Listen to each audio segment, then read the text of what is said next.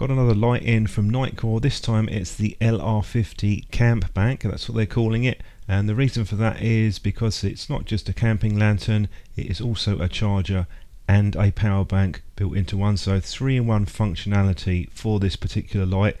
Just go over the box to show you some of the specs on this. We've got 3 main power levels, but you can also control the lighting on the side and the top.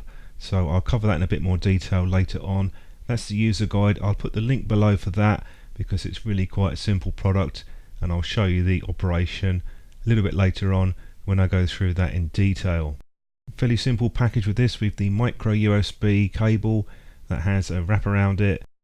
Form factor on this is quite a bit different to the other light that I looked at from Nitecore last year, which took the AAs. This takes up to 2 18650s, but you can also use the 16340 batteries.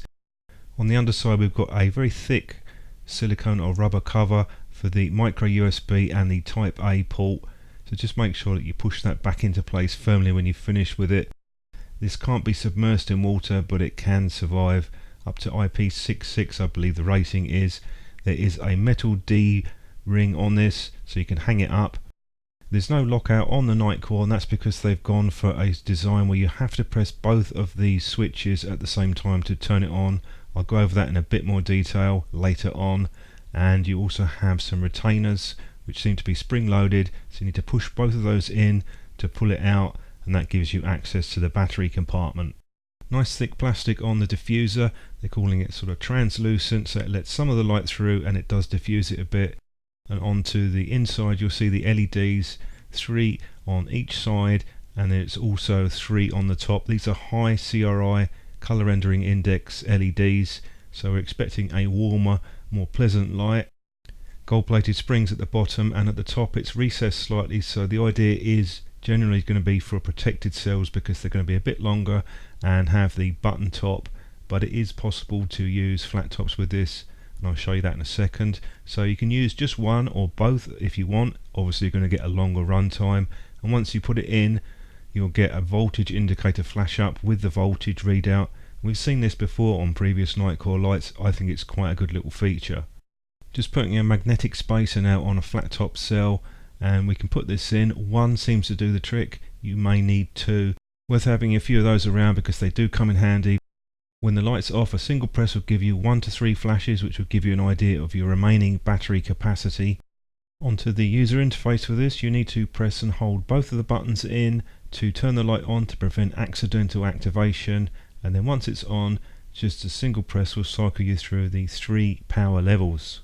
You can also pick which LEDs you want on from all 3 sides, just down to 1 or the top and the side. The top LED is more diffused because the plastic material is thicker in that part, whereas the ones on the side, less plastic, so they're a bit more directional in terms of their lighting, and you'll see that later on when I do some shots outside. You can cycle through the beacon and SOS modes when you have it off, then turn it on and just hold it in for a little bit longer, then it switches between the 2 modes, then you just let go when you want that particular mode. So it's a pretty easy user interface. Here I am using it as a power bank. The actual output you get will vary depending on the device, but I did manage to get over 3 amps out of this when I was testing it on my drop tester, which is interesting. You'll never get that for a normal device, but it can handle it. And the charging speeds are about 1.6 amps for 2 batteries charging, so you're looking at around about 800 milliamps for a single 18650. Magnetic base on this is pretty strong. It doesn't slide around, and I think that's down to the fact that the flap cover on the USB ports is quite large, and that obviously helps give it a bit of grip on smooth surfaces, so a good performance for the magnetic base. You can't submerge this, it's IP66 rated, but it does survive fairly hard shower or blast of water.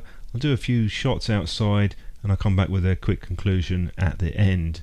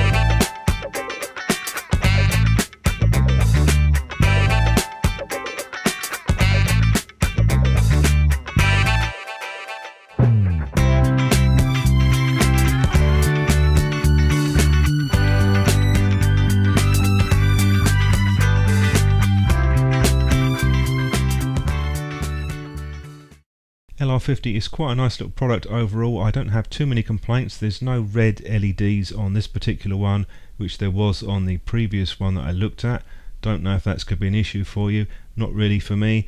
Also, the side LEDs are not as diffused as the top. Again, that could come in handy if you need that bit of extra directional lighting. Those are really the only two disadvantages that I can see with this. I like the fact that you can adjust whether or not you want the side or the top LED on, and that also gives you a bit more flexibility with regards to the power output. These are quite useful devices, not just for camping but also as a work light. It feels quite rugged and I'm fairly happy with it overall.